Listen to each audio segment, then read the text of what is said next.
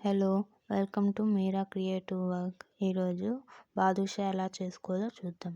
ముందుగా ఒక బౌల్‌లో 1 కప్ గోధుమ పిండి, 2 స్పూన్ల నెయ్యి వేసుకొని బాగా కలుపుకుందాం. తర్వాత కొద్దిగా వాటర్ పోసుకొని కలుపుకుందాం. చపాతీకి కలిపినట్టు కలుపుకొని 5 మినిట్స్ పక్కన పెట్టుకుందాం. తర్వాత బాదుషా షేప్‌లో ఇలా చేసుకోవాలి. తర్వాత ఒక ప్యాన్‌లో ఆయిల్ పోసుకొని బాదుషాని వేసి ఫ్రై చేసుకుందాం. అంతలో మనం షుగర్ సిరప్ చేసుకుందాం. 1 కప్ షుగర్‌కి 2 కప్ వాటర్ పోసుకోవాలి. తర్వాత కొద్దిగా యాలకుల పొడి వేసుకుందాం. షుగర్ సిరప్ ఒక పాకానికి వచ్చిన తర్వాత ఆఫ్ చేసుకోవాలి.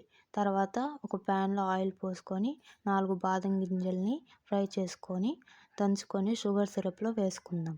తర్వాత బాదుషా బ్రౌన్ కలర్‌లో వచ్చిన తర్వాత తీసి షుగర్ సిరప్‌లో వేసుకుందాం. ఇది సిరప్‌లో బాగా నానితే బాదుషా రెడీ.